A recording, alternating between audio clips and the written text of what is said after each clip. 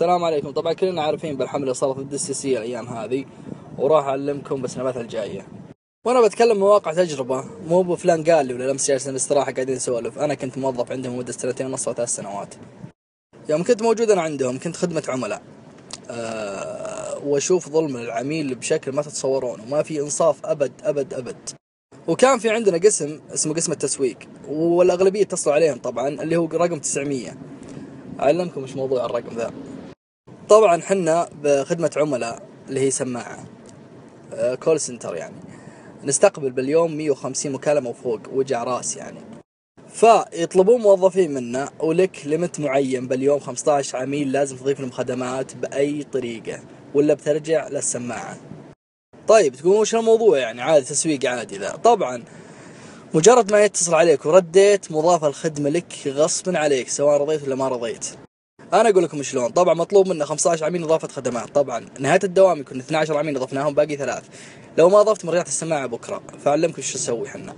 فاتصل على اقرب رقم عندي كذا، خمن استاذي فيك باقي كذا كذا. هو رد بس والله الخدمه تبي تجيب على الفاتوره الجائيه، لانك اذا ما رديت على رقم 900 ما يقدر يضيف لك خدمات، لان اذا ضاف لك راح ياكل الموظف، لانه يرجعون تسجيل وكذا كذا، راح تطالبهم فائده اتصالات.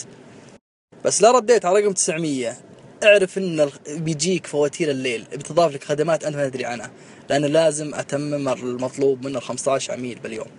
عشان كذا تلقى بعض العملاء ولا بعضكم انتم تقولون والله الفواتير زادت ما ادري شلون. لا ترد على رقم 900 ابد ابد ابد، خلوا يدق ليل نهار لا ترد عليه. وش الفكرة من التسويق الإجباري وإضافة خدمة للعملاء بدون ما يدرون؟ لأن كل مركز عنده مبيعات شهرية، فلازم يحقق ولا بيحاسب المدير العام حق المركز في كل منطقة. والطريقة الثانية للتسويق من رقم 900، يتصل عليك موظف يقول لك حنا بسوي لك ترقية لباقك بنفس سعرك الأول اللي أنت فيه شهرين، وجرب إذا كويس ولا لا. طبعا مجرد ما العميل وافق، يعني كان يدفع مثلا بشرة 200 وأعطيته 40 ميجا، ويدفع 200 بعد مدة شهرين بس. وش بيصير بعد شهرين؟ فبعد شهرين بيتصل العميل بيقول خلاص أنا جربت هذه ولا صلحت لي، رجعون على باقتي الأولى. فدور أحد يرجع يا عزيز العميل. فإذا اتصل علينا حاب يلغي، نقول له روح لأقرب فرع عندك، والفرع يقول له روح اتصل على 900، ويبت على الموال لين يمل العميل وخلاص تبتل معه. وسالفة إذا صار النت خربان عندك، أقول لك والله يا عزيزي طف وشغله واتصل بعد شوي، أنا أفتك منك أصلا. ما في شيء اسمه طف وشغله. فسالفة إني أقول لك طف وشغله، لأنك تتصل بعد شوي ما اشتغل، بيحولونك على مركز ثاني بنجران، ما راح تتحول عندي، فهمت؟ عشان كذا بفتك منك. في بعض الباقات تعرض عليك تلقاها شاملة، فبعد شهرين الشاملة ذي تفكك، كل عرض له سعر معين، ففاتورك تصير بسمة لا طلعت. كل كلامي أقول لكم إياه. ورقم 900 لا دق، لا تردون عليه نهائي. عندك شيء راح للمركز أقرب فرع عندك. ولو طلبت تأسيس رقم جديد وقالك المهندس جاء وقالك الكابينة فل، ترى كذاب. كل كابينة بحارة له 4 خطوط فاضية، الكبار المسؤولين لو سكنوا عندك.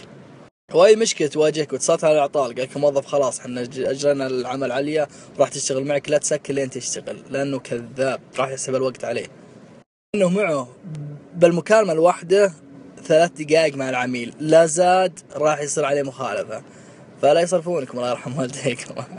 تجيك 7 مخالفات يا عزيزي الموظف، راح تفصل. انت دوامك عندك عيال، عندك مرضى، عندك مصاريف، مفصول. عشان كذا لاعبين بكم. المقاطعة اللي صارت اليوم هذه طبعا تكبدت عليهم خسائر توحش، يعني عن علم يعني موثوق به عن طريق الدوام قبل تواصلت مع عيال وعرفت شو الموضوع.